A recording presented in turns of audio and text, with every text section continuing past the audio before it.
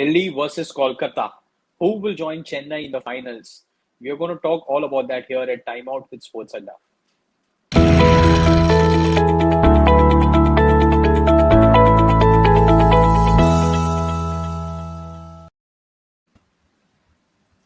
Well, Arun, I'm going to throw it straight up.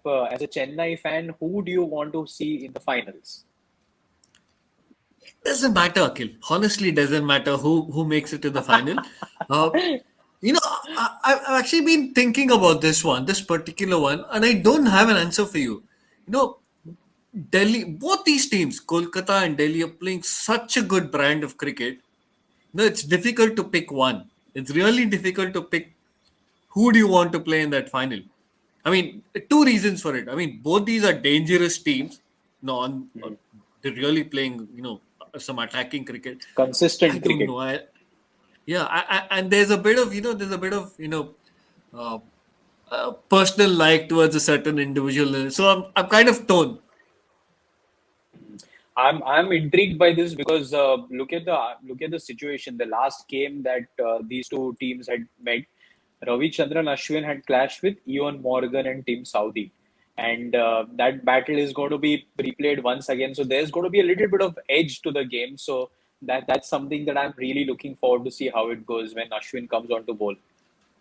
There's a bit of needle. There's a bit of needle. Yeah, you're right. Uh, and some fiery personalities on both sides. Ashwin, we know what kind of a personality he is. Morgan being an international captain of repute, uh, he'll want his way. He'll want to hold his ground. So yeah, it's going to be interesting to watch. It's going to be fun to watch. Hmm. What about the stats though? What do the stats show about these two teams in the recent past? Any particular thing that we can look out for the games in UAE, in Dubai, in Sharjah? Sorry. It's not just me, Akhil. Look at the head to head. I mean, I've been sitting on the fence, but the numbers don't give you anything also. Look at what's happened overall. It's 15-12 in favor of Kolkata, but look at what's happened more recently. In 2021, it's 1-1. In 2020, it was 1-1. In the UAE, it's 2-2. So like I said, Hmm. very little to choose between these two teams. Like on paper, uh, you cannot really separate the two teams. Interesting. Also, the fact is that both the teams, like we've seen the impact of spinners in this league, isn't it? And the thing is that both the spinners have a array of spinners who they can turn to, right, at whenever they want. Both the teams, I mean, while Ravichandran Ashwin has not set the tournament on fire, there is still respect for him, and he's going to bowl, having a lot of left-handers also to bowl. So both the teams will depend on their spinners. Quality spinners, Akhil. Quality bowling attack on both sides. We'll talk about the spinners first. Let's look at what these spinners who will feature in this match have done in Sharjah.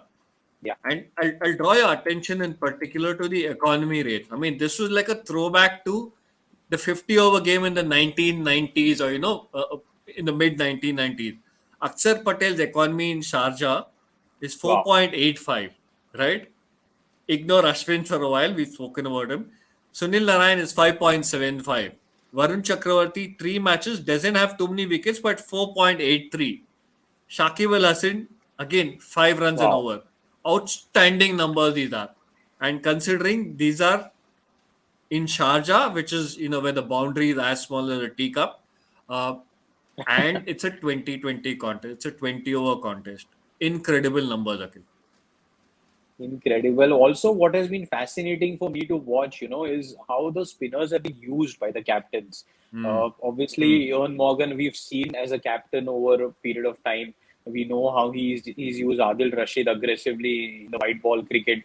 We've seen how he's been using Moeen Ali sometimes. So it's been fascinating to see because he's gone with the spinners suddenly opening the attack. Sometimes he's got them for 1 over each in the power play, if you remember, and then got them Hmm. off. Last match, Shakibul Hassan opened the bowling from one end. So it's a tricky one. While Rishabh Pant has been little more traditional, his go-to has been Akshar. Whenever there's been a hit, he's quickly got Akshar Patel on whenever there's no left-hander. So it's fun to watch, isn't it? Where you're trying to predict who's going to come on to bowl, what is the situation. So that's also been fascinating to watch for me. Absolutely, absolutely. The captain's reading of the game and how he utilizes his bowlers has been absolutely fascinating to watch. I remember this one particular game, Akhil, in Abu Dhabi. I was there at the ground. The two captains read the conditions so differently that I think Morgan utilizes spinners, majority of his spinners in the first 10 or first 12 overs, whereas the other captain did it exactly the other way. He kept his spinners right to the end. So it's been fascinating to watch how Morgan's getting the best out of his spinner, and those spinners are responding. I mean, Narayan, how good is Narayan in the other game? Again, Outstanding. we mentioned Shah. This is throwback to Narayan of many years ago, wasn't it? Go back to Narayana many years ago, and what was also fascinating for me is that Brian Lara had picked him as one of the players to watch before the Hmm. match. So I Hmm. was really, I mean, Lara's been on the ball throughout this league, and I was so happy to see Narayan doing well. I was hoping that he'll get picked in the World Cup squad somehow, but No, that's not happening, as no, has been no, confirmed. no. That's not happening. But it's all right. I mean, it's also what the initial reason I think he was left out was he didn't feel he had his He wasn't confidence ready. levels back. Yeah. Yeah, he wasn't ready yet. So fair enough. I mean, I don't know what could have changed in a month or two. The Mhm. wickets are there, but I think it's a fair call from West Indies. Okay. But how good is Narayan? Varun Chakravarti, we don't speak enough about him. Uh, he hasn't got those wickets, but again, batsmen are finding it difficult to pick him, to score of him. He's just there getting the ball, to do enough. So it's going to be a tricky thing. On the other side, you've got obviously Ashwin and Akshar Patel. Ashwin's got to get among the wickets. People are slowly starting to talk about him that he's not bowled his quota of overs in the last couple of games. Uh, Big stage, big day. He's got to show up. Hmm. What about the lineups? If we quickly have a look at the lineups, they've both the teams have just recently played. Uh, Before you get to the lineups, there's another contest, Akil. We're talking about Sharjah, slow wicket, small boundary, but look at the pacers who'll play in this match, Akil. What a mouth-watering lineup of quicks we've got. Avesh and Khan, all, Andrik yeah, Nokia, Kagiso Rabada, Lockie Ferguson. We spoke about Shivam Mavi being backed and carried all this, and he's kind of repaying the faith now. Look at yeah, that lineup of quicks there. and the economy of most of them also is dazzling. I mean, and Nortje is at 5.92 after 7 games in conditions which in T20s, which are going to be favorable for batsmen. Even Avesh Khan has been so consistent.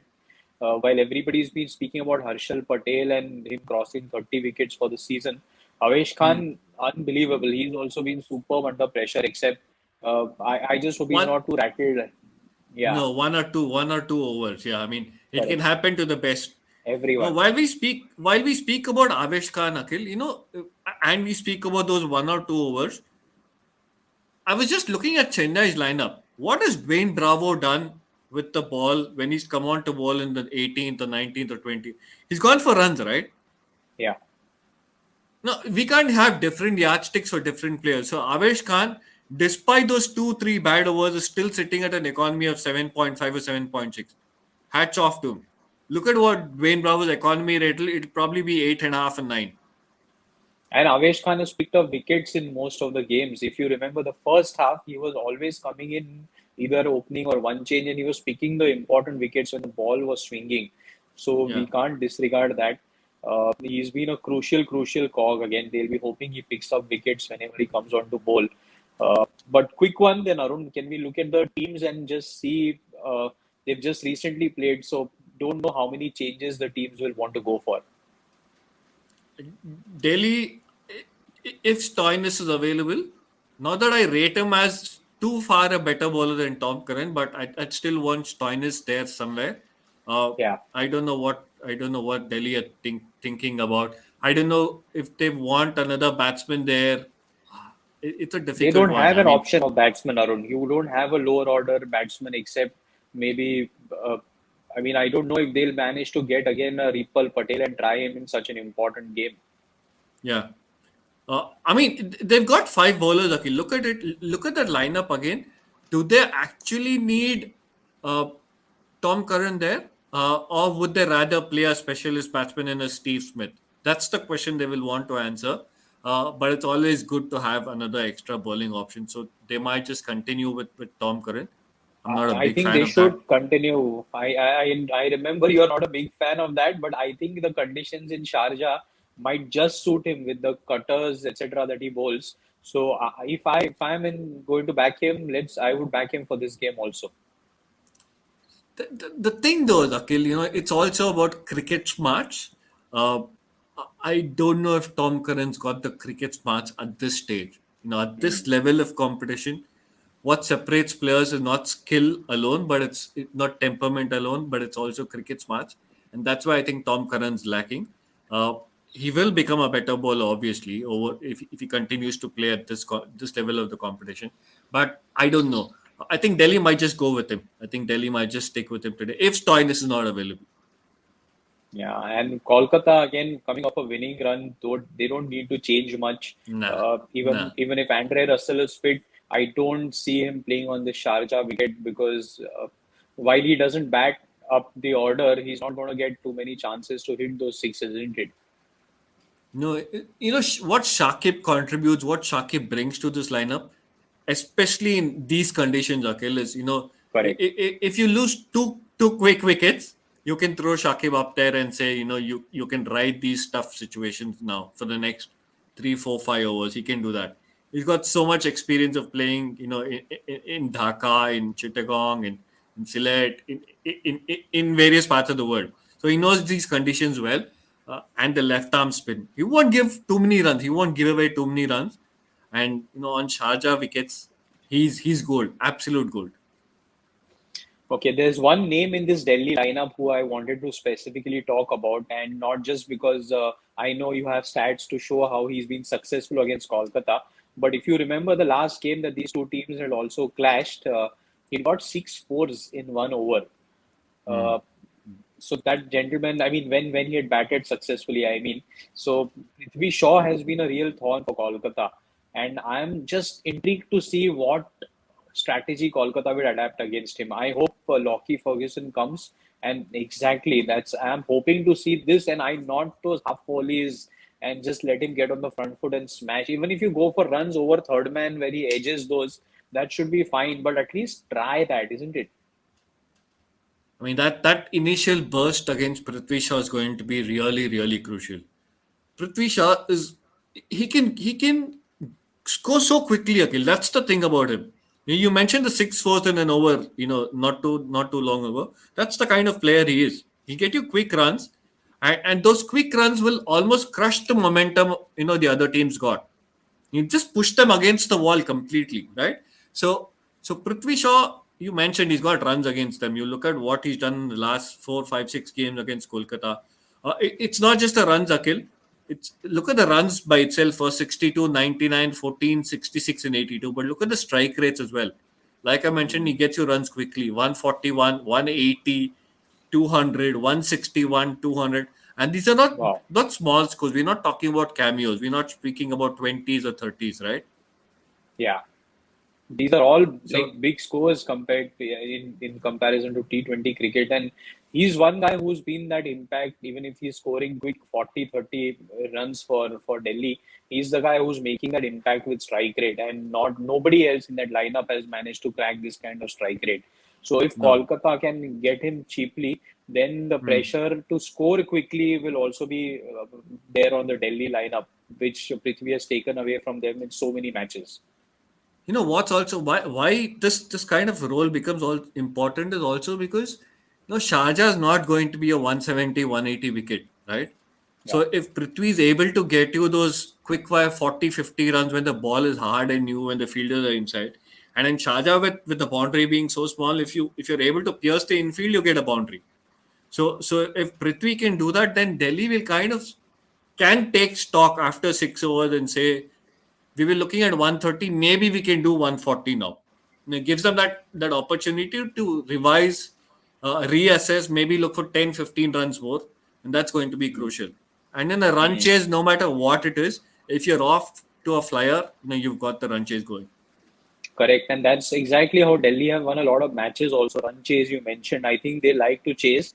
They like Hmm. to have it in a place where Prithvi sets it up with some quick fire knock, and then the rest of the lineup, Hetmeyer, Iyer, Rishabh, they can just play Hmm. according to the situation and try and close matches. So I'm also looking forward to see Delhi will be challenged if they bat first. Yeah, That's yeah. something that they don't seem to enjoy. They don't know what target will be good enough because they've not played at Sharjah recently. So that's Hmm. again one going to be this toss is going to be important in my opinion. Very, very important. You mentioned about having not laid too much at Sharjah. We've got their records, I think, at what they've done at Sharjah so far. Uh, Kolkata will look at these numbers and say, okay, let's make it 4-0, boys. Mhm. Delhi are 1-all this season. Uh, so Kolkata obviously have an edge because they know the condition. They played most recently. They've done well. They're undefeated. So Kolkata will be backing. But yeah, Delhi will say, hopefully the coin goes our way and let's chase. Let's chase, guys. All right then. You're sitting on the fence, but here at Time Out with Sports Adda, we don't allow that. So you have to make a pick. Difficult one. I mean, okay, Delhi for me. Okay, Korbo Lorbo Jeetbo for me. I am going Kolkata. I like the momentum that they are on, and I just like the way that they're playing together. While Delhi has been consistent, I think Kolkata have found some magic, some wave around them right now. So I'm hoping that continues, and we'll see how it goes, and we'll be back here at Time Out with Sports Adda. MS Dhoni is waiting, remember. So we'll talk more and see how it goes.